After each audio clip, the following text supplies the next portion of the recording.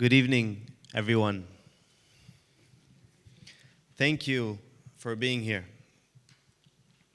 My name is Yoni Diller. Don't worry, I know you didn't come to see me, and the man himself, Douglas Murray, will be up in a moment. I am 28 years old. I'm from Ra'anana. I went to this high school, Metro West. I graduated from IDC Herzliya, and I am a Standwithus fellow, one of the leaders and ambassadors selected by Standwithus to represent Israel to the world.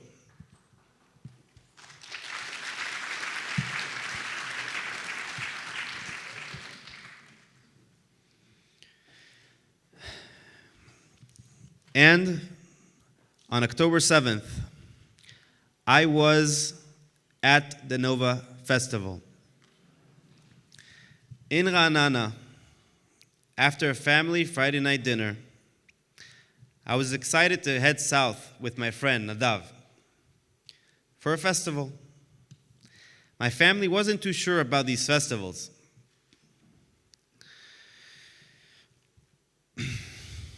And we playfully argued about it.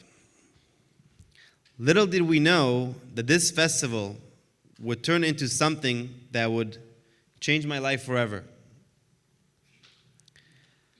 The festival was supposed to be a joyful place with music and dancing, drawing free-spirit people from all over the country. However, at 6:30, everything changed. Sirens blared, and we saw hundreds of missiles heading our way. Sadly, this wasn't new for us Israelis. We've been through it before. We rushed back to our campsite. We packed up and tried to leave. The parking lot was chaotic, and I suggested going a different way. And this decision to head south towards Reim would change everything. On the road, people urgently told us to turn around. A strange-looking car approached, covered in bullet holes. Inside was Shani, a petrified girl, trying to escape with a bad leg injury. As we helped Shani with her wound, we heard automatic gunfire in the distance. Seeing Shani hit us hard. It was a really tough and emotional moment.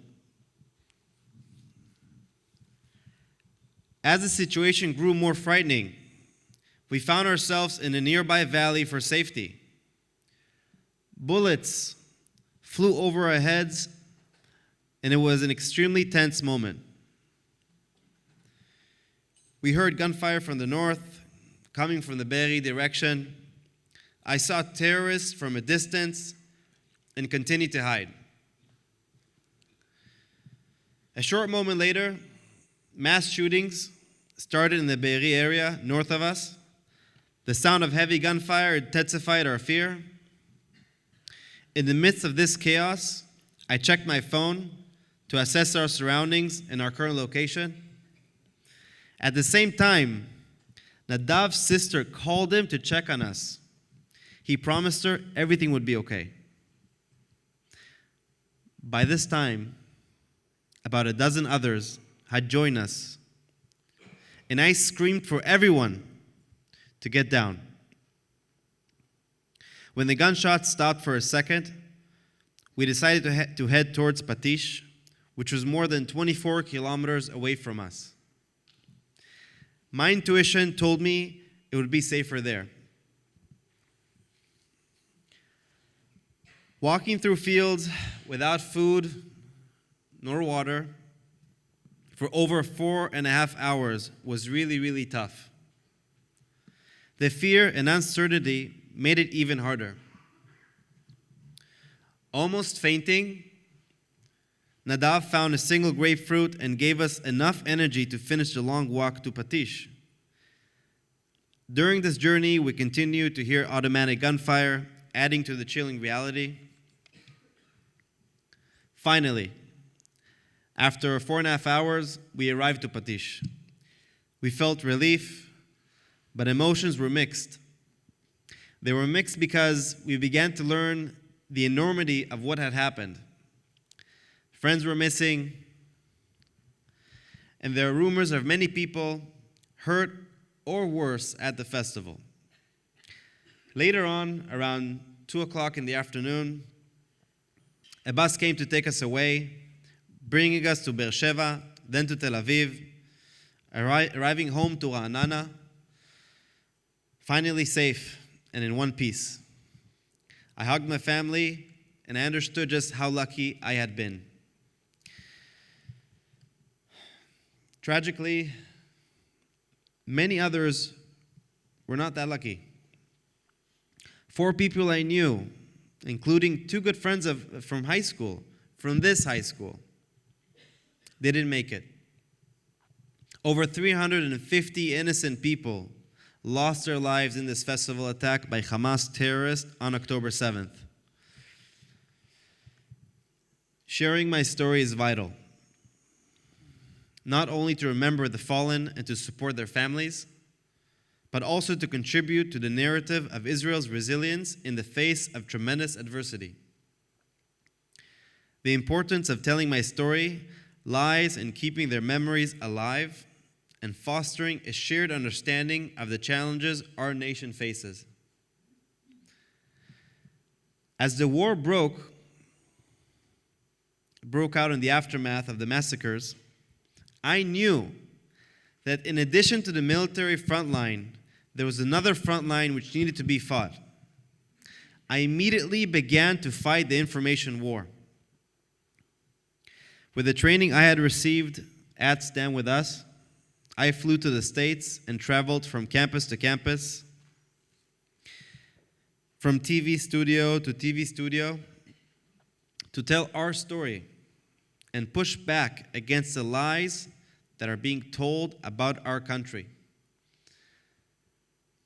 I took a train by myself, and I went to Harvard, Princeton, Yale, MIT, NYU, and Columbia in 3 days.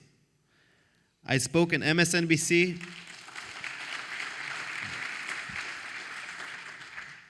I spoke on MSNBC, Fox News, Sky News, and Italian news channels, as I am a fluent Italian speaker thanks to my Italian mom.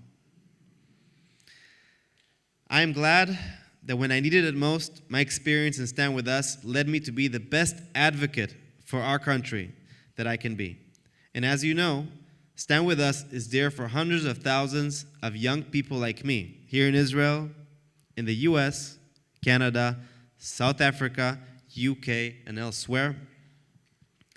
With over 1 billion interactions on social media, since October 7th, Standwithus has become the go-to for people around the world to get accurate information about Israel. And Standwithus will be there for your children and grandchildren too, educating them to be proud, strong Zionist leaders. And you guys are a key part of this. Your ticket tonight helps this work to happen. But if you can, inside your gift bag tonight is a card with a QR code and a link to donate. Usually Standwithus holds its annual fundraising breakfast this time of the year, but due to the situation, it decided it wouldn't be appropriate, and it is hosting this event instead. So if you would usually make a donation at that event, please consider doing so tonight, either now or after this event. Thank you. I am so glad I was able to take my part and represent our country with pride. You know, my story might be unique, but I'm just a simple guy from Ra'anana. But I promise you this, just like Standwithus, I won't stop. Thank you, and Am Yisrael Chai.